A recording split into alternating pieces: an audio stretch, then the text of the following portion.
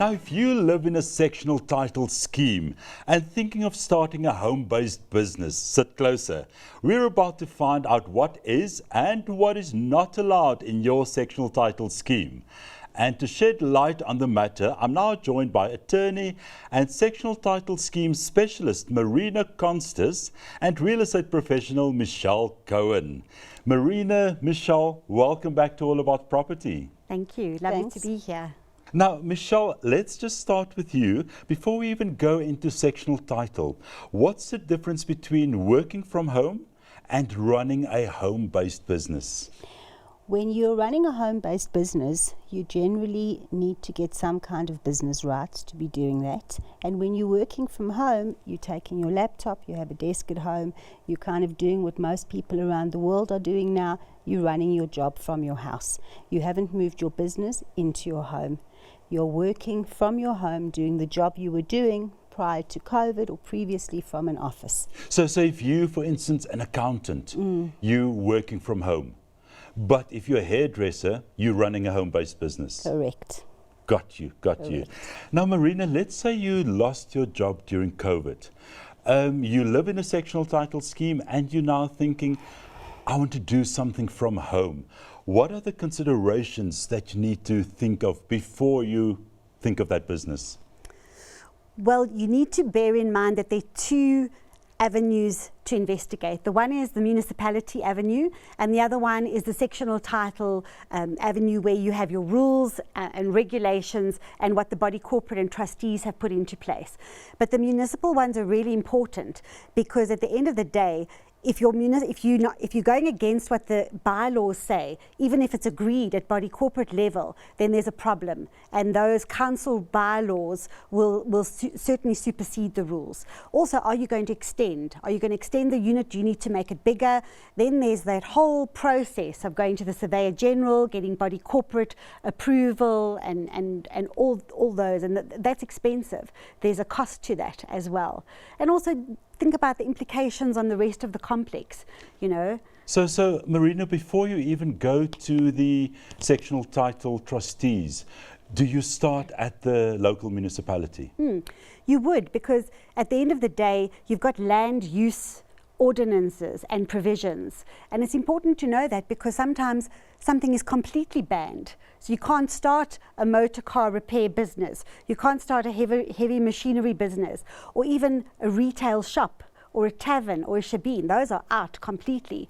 You can go and look at other types of businesses, a hairdressing salon, a personnel agency, but what impact are you having on the rest of the community in that scheme? Is it detrimental? Are there cars coming in and out? Is the gate being utilized? There are a whole lot of issues to consider. Now, this brings me to my next question, Michelle. We know that it's not impossible to run a home-based business from your sectional title scheme unit. Correct. You need the approval of all the other homeowners in the scheme. Correct. Talk to us about this process. The best way to do it, I think, would be to put a proposal forward to the managing agent and probably to wait for some kind of an AGM of the body corporate scheme.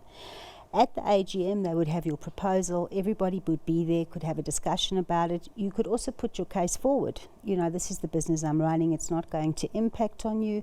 These are the things I'm considering doing. I'm not making my unit bigger, there won't be noise.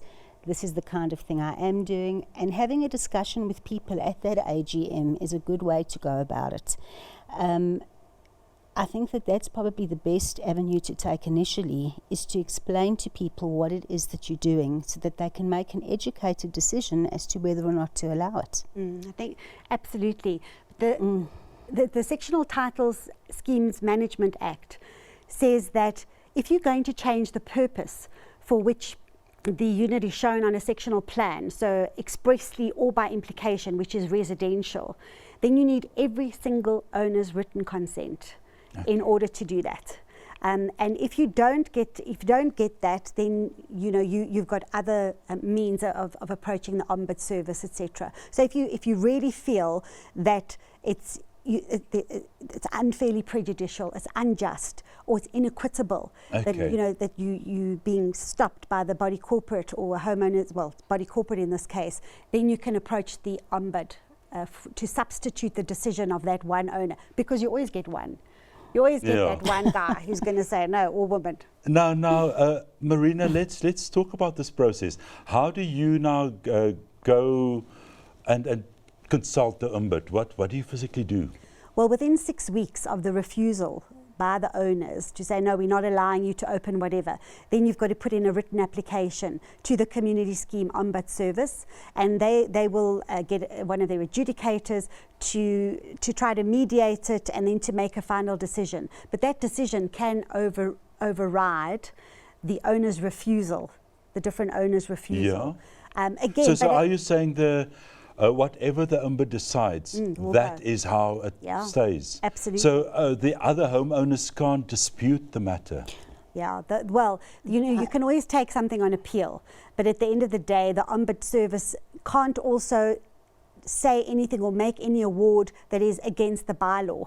So the ombud can't say, oh, well, it is a good idea to run a tavern. We need employment and we need to stimulate the economy. So run a tavern in the middle of Four Ways, one of the big complexes there. You can't go against the bylaws. So there's always an opportunity for you to take the ombud's decision on.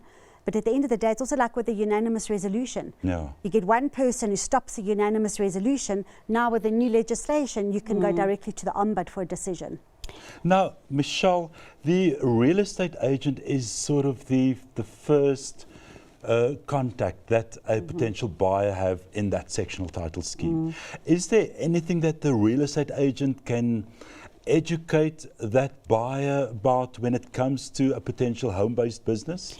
The most important thing as a buyer in sectional title is to actually ask for a copy of the rules of the complex and to ask for the financials, because without that you don't know what you're buying, and those two documents should form part of your offer to purchase. So once you've requested that from the estate agent, you then have a better idea of the kind of ways that the people are expecting you to live in that sectional title complex. Once you're aware of that, you can also see if they would perhaps be flexible in allowing you to do something. Some complexes put their foot down and they say no pets and children can't be outside after 6 o'clock, and those kinds of rules which are pretty militant, but people want to live like that. So that's the kind of complex that you're buying into, and you need to accept that you possibly aren't going to be able to run a home-based or work from home or run your home-based business from there. Now, Michelle, I want to stay with you purely because this next question is also from a real estate agent's point of view. Let's say we now have a scenario where a homeowner, he's got the rights and the approval and everything to run a home-based business from that unit, but he now wants to sell. Does he sell it with all those rights, or would a new owner have to start the whole process from scratch? It depends on how the rights were given to him. Were they given to him personally or were they given to the unit? Okay. So that would have to be ascertained. And if they were given to him personally for what it was that he wanted to do, a new owner coming in wouldn't automatically assume those rights. Okay, great. Now we're almost out of time. Marina, any last piece of advice for people who are considering opening a home-based business in their sectional title scheme? Yes, it all depends on what kind of business you're running. That's the bottom line. If you're an auditor who's auditing 40 people's books and you're quietly sitting in your unit, it's a very different thing from if you're baking cakes and getting 7 vans to come in and out and deliver, or you're a personnel agency who's recruiting and interviewing people. All about consideration. Just consider impact on that complex, on the security, on the peace of mind of the people living there.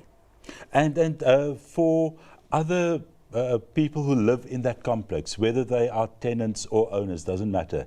If they see a home-based business being run and it's sort of infringing on their privacy, what do they do?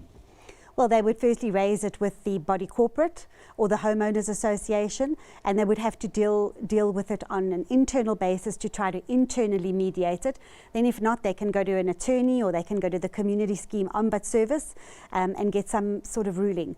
The one thing I must say, with COVID, we've seen an enormous amount of interest from people to work from home. And I think that is something that we're going to look at in the future. And perhaps directors of HOAs and trustees of body corporates need to be a little bit flexible and open-minded to that possibility. Michelle, last thoughts from you, just from a buyer-seller's point of view.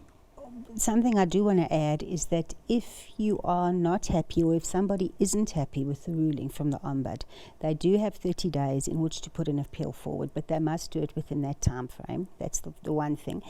And the second thing is, I think it really is about consideration. As Marina said, if you're going to live in a community, it's better to live in the community happily. And to go in and before you put the offer in the property as a buyer, to perhaps say to the estate agent, I'd like to make my offer subject to permission for me to be able to do X, Y, and Z in this unit. And then you're moving in knowing that everything's been approved, or you move on and find another place where it will be. Fantastic. Michelle, Marina, thank you so much for your insights. Thanks for having me.